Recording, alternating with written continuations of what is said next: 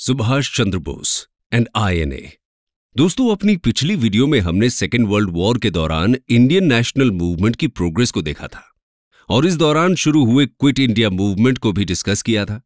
जिस समय इंडिया में ये सब घटनाएं हो रही थीं, उस समय इंडियन फ्रीडम स्ट्रगल के एक बड़े लीडर यहां मौजूद नहीं थे। जी हां, हम बात कर रहे हैं सुभाष चंद्र बोस की। नेताजी इस दौरान कहां थे और कैसे वहां से आजादी की लड़ाई जारी रखते हैं, आज हम इसके बारे में ही चर्चा करेंगे। इंट्रोडक्शन। दोस्तों, सुभाष चंद्र बोस ने 1920 में इंडियन सिविल सर्विसेज एग्जामिनेशन में 4th पोजीशन सिक्योर की थी, लेकिन 1921 में ही सिविल सर्विसेज से रिजाइन करके उन्होंने फ्रीडम स्ट्रगल की राह चुन ली थी और कांग्रेस के मेंबर बन गए थे। नेताजी के पॉलिटिकल गुरु चित्तरंजन दास थे। जैसा कि आपको याद होगा कि 1928 में जब मोतीलाल नेहरू जी की रिपोर्ट आती है, तो जवाहरलाल नेहरू के साथ सुभाष चंद्र बोस ने भी डोमिनियन स्टेटस के प्रोविजन का विरोध किया था और दोनों ने मिलकर इंडिपेंडेंस फॉर इंडिया लीग की स्थापना की थी। दोनों लीडर्स अब इंडिपेंडेंस से कम कुछ नहीं चाहते थे। 1938 के हरिपुरा सेशन में सुभाष चंद्र बोस कांग्रेस के प्रेसिडेंट बनते हैं और इसी समय जवाहरलाल नेहरू की अध्यक्षता में नेशनल प्लानिंग कमेटी एस्टैब्लिश करते हैं। बोस और नेहरू दोनों ही सोशलिज्म के स्ट्रांग सपोर्टर थे और कांग्रेस में यंग ब्रिगेड को रिप्रेजेंट करते थे। कांग्रेस का अगला सेशन त्रिपुरी में होता है। बोस एक बार फिर कांग्रेस प्रेसिडेंट के इलेक्शन में खड़े हो जाते हैं। इस बार उनके against Gandhian candidate Pattabhi Sitaramayya खड़े होते हैं।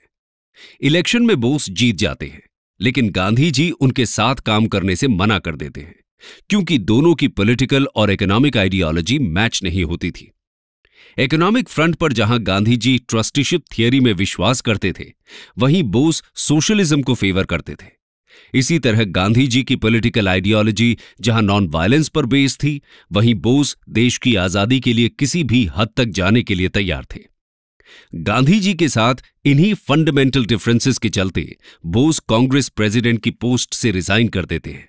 कांग्रेस से बाहर बोस 1939 में अपनी अलग पार्टी फॉरवर्ड ब्लॉक फॉर्म करते हैं।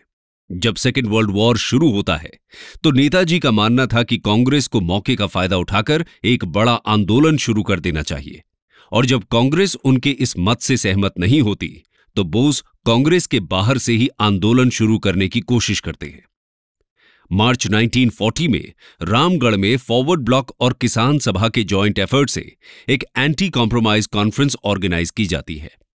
यहां पर तय होता है कि 6 अप्रैल को वर्ल्ड वाइड स्ट्रगल लॉन्च किया जाएगा और मैन, मनी या मटेरियल किसी भी तरह से इंडियन रिसोर्सेज को इंपीरियलिस्ट वॉर में यूज करने का विरोध किया जाएगा। प्लान के अकॉर्डिंग 6 अप्रैल को लॉन्च हुई स्ट्रगल में लोग बढ़ चढ़कर भाग भी लेते हैं। इसके बाद जुलाई में बोस कैलकाटा में एक और सत्याग्रह लॉन्च करने की कोशिश करते हैं। यह सत्याग्रह होलवेल मॉन्यूमेंट के रिमूवल के लिए किया जाना था, लेकिन इससे पहले ही ब्रिटिश गवर्नमेंट बोस को अरेस्ट कर लेती है। प्रिजन में नेताजी हंगर स्ट्राइक शुरू कर देते हैं, जिसकी वजह से दिसंबर 1940 में ब्रिटिशर्स इन्हें हाउस अरेस्ट में रख देते हैं। फिर खबर आती है कि बोस हाउस अरेस्ट से एस्केप कर चुके हैं। 17 जनवरी 1941 को एक पठान के भेष में बोस ब्रिटिश ऑफिसर्स को चकमा देते हुए हाउस अरेस्ट से फरार हो जाते हैं और 26 जनवरी 1941 को पेशावर पहुंच जाते हैं और फिर अफगानिस्तान के रास्ते रशिया चले जाते हैं। बोस इंडियन फ्रीडम स्ट्रगल के लिए सोवियत रशिया की हेल्प लेने की कोशिश करते हैं, लेकिन जून 1941 में रशिया वर्ल्ड वॉर में एलाइज को ज्वाइन कर लेता है। मतलब अब वो खुद ब्रिटेन के साथ हो गया था। इस बात से बोस काफी निराश हो जाते हैं और यहां से जर्मनी के लिए प्रस्थान करते हैं। उन्होंने उम्मीद किसी भी समय नहीं छोड़ी और निरंतर प्रयास करते रहे।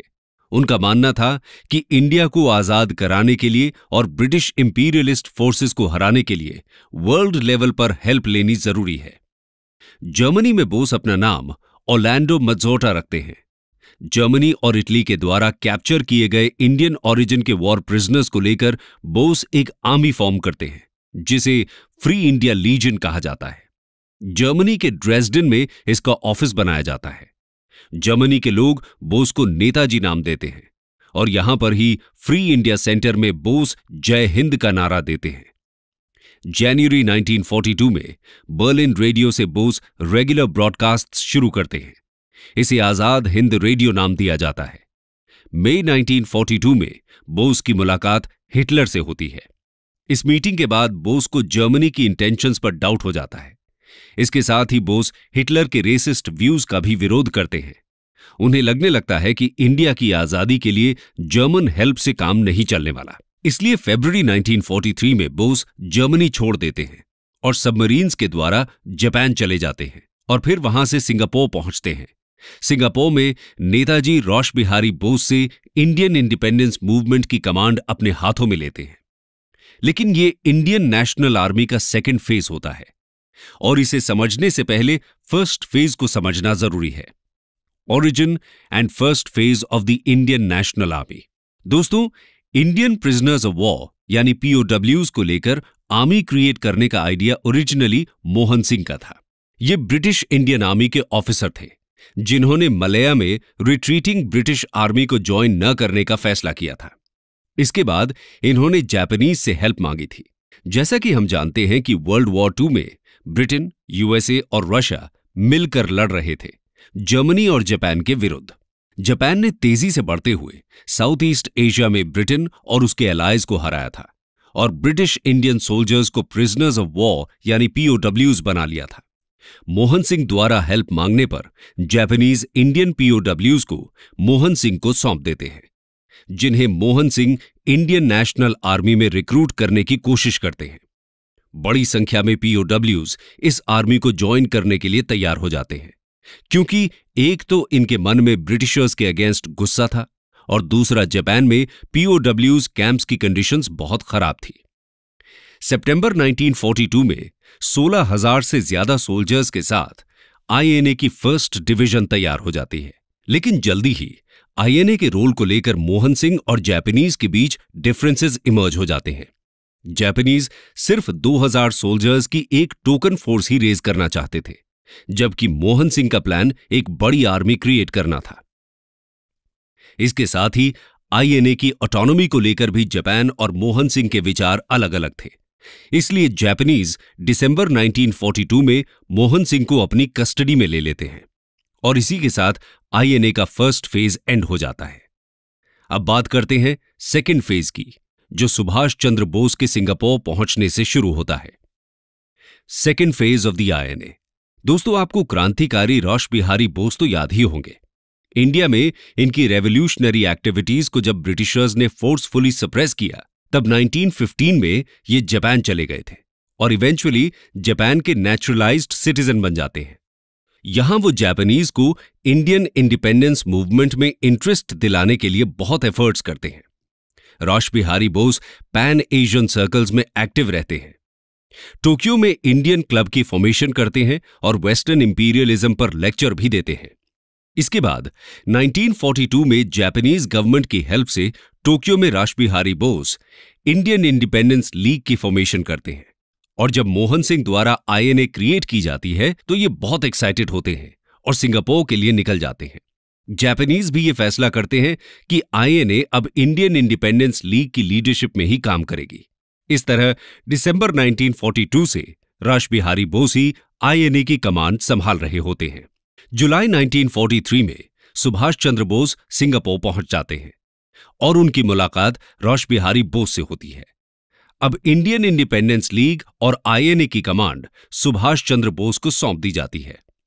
25 अगस्त को नेताजी आईएनए के सुप्रीम कमांडर बन जाते हैं। मलया में बोस तुम मुझे खून दो मैं तुम्हें आजादी दूंगा का पॉपुलर नारा देते हैं। नेताजी की पॉपुलैरिटी इतनी ज्यादा थी कि सिर्फ पीओडब्ल्यूज ही नहीं बल्कि साउथ ईस्ट एशिया में रह रहे लोकल इंडियंस भी आईएनए ज्वाइन करने लगते हैं। 12 अक्टूबर 1943 को बोस सिंगापुर में provisional government for free India की फॉर्मेशन करते हैं, जिसमें H.C. चैटर्जी को फाइनेंस पोर्टफोलियो, M.A. अय्यर को ब्रॉडकास्टिंग और लक्ष्मी स्वामीनाथन को विमेन डिपार्टमेंट दिया जाता है। ये प्रोविजनल गवर्नमेंट ब्रिटेन और यूनाइटेड स्टेट्स पर वॉर डिक्लेयर कर देती है। एक्सिस पावर्स के द्वारा इसे रिकॉग्नाइज किया जाता है। 6 नवंबर 1943 को Japanese army Andaman and Nicobar islands INA को दे देती है। सुभाष चंद्र बोस इनका नाम बदलकर शहीद और स्वराज द्वीप रख देते हैं। आईएनए रिक्रूट्स को ट्रेन किया जाता है और फंड्स कलेक्ट किए जाते हैं। आईएनए में रानी झांसी रेजिमेंट नाम से एक विमेन रेजिमेंट भी फॉर्म की जाती है। जनवरी 1944 में आईएनए का हेडक्वार्टर रंगून शिफ्ट कर दिया जाता है और यहां से आर्मी रिक्रूट्स को इंडिया के लिए मार्च करना था। उनका वॉर क्राई होता है, चलो दिल्ली। 6 जुलाई 1944 को बोस आजाद हिंद रेडियो से महात्मा गांधी को फादर ऑफ नेशन कहकर एड्रेस करते हैं और गांधी जी से इंडिया की आजादी की आखिरी लड़ाई के लिए आशीर्वाद मांगते हैं। शाहनवाज की कमांड में आईएनए की एक बटालियन जापानीज आर्मी के साथ इंडो बर्मा फ्रंट पर भेज दी जाती है। ये लोग इम्फाल कैंपेन में पार्टिसिपेट करते हैं, लेकिन यहां जापानीज इंडियंस के साथ डिस्क्रिमिनेटरी ट्रीटमेंट करने लगते हैं। इंडियन सोल्जर्स को राशन नहीं दिया जाता है और उनसे जापानीज यूनिट्स के लिए मीनियल वर्क कराया जाता है। इससे आईएनए यूनिट्स डीमोरलाइज होने लगती हैं। इसके बाद भी 18 मार्च 1944 को आईएनए बर्मा बॉर्डर क्रॉस करके इंडियन सॉइल पर अपना कदम रखती है। यहां से आईएनए यूनिट्स कोहिमा और इम्फाल की तरफ बढ़ जाती हैं। 14 अप्रैल को बहादुर ग्रुप के कर्नल मलिक मोइरंग में आईएनए फ्लैग को होइस्ट करते हैं, जो आज मणिपुर में है। 3 महीने तक आईएनए मोइरंग में मिलिट्री एडमिनिस्ट्रेशन ड्यूटी संभालती है, लेकिन उसके बाद बड़ी संख्या में एलाइड फोर्सेज यहां पहुंचने लगती हैं। एलाइड फोर्सेज फियर्स फाइट के बाद आईएनए से ये टेरिटरी रिक्लेम कर लेती हैं। 18 जुलाई 1944 को आईएनए की सभी ब्रिगेड्स विड्रॉल शुरू कर देती हैं। इसके बाद जापानीज आर्मी की स्टेडी रिट्रीट के साथ आईएनए द्वारा इंडिया को लिबरेट करने की सारी उम्मीद भी खत्म हो जाती है। मिड 1945 तक ये रिट्रीट जारी रहती है। 15 अगस्त 1945 को सेकेंड वर्ल्ड वॉर में जापान सरेंडर कर देता है और इसी के साथ आईएनए का भी सरेंडर होता है। रिपोर्ट्स के अनुसार 18 अगस्त 1945 को नेताजी की संदिग्ध हालत में ताइपे में एक एयर क्रैश के दौरान मृत्यु हो जाती है। कंक्लूजन दोस्तों, इस तरह आईएनए एक बहादुर प्रयास था इंडिया को आजादी दिलाने का। इस बात पर डिबेट जरूर होती रहती है कि अगर आईएनए सच में जापानीज हेल्प से देश को आजाद करा लेती तो क्या होता। कुछ लोगों का मानना है कि जापानीज इंपीरियलिज्म ब्रिटिश इंपीरियलिज्म से भी ज्यादा भयानक हो सकता था। तो क्या फिर सुभाष चंद्र बोस को एक और लड़ाई लड़नी पड़ती जापानीज को इंडिया से बाहर करने के लिए? शायद ऐसा हो सकता था, लेकिन आईएनए और जापान दोनों को ही मिलिट्री एडवेंचर्स में ब्रिटेन के खिलाफ सफलता नहीं मिलती। हालांकि जब आईएनए के सोल्जर्स को पीओडब्ल्यूज की तरह इंडिया वापस लाया जाता है तो इनके डिफेंस में एक बहुत बड़ा मूवमेंट खड़ा हो जाता है और इस मूवमेंट का जरूर एक इंपॉर्टेंट योगदान था देश की आजादी में। इस तरह इनडायरेक्टली आईएनए फ्रीडम मूवमेंट में अपना कंट्रीब्यूशन देती है। इसके बारे में अपनी नेक्स्ट वीडियो में हम विस्तार से चर्चा करेंगे।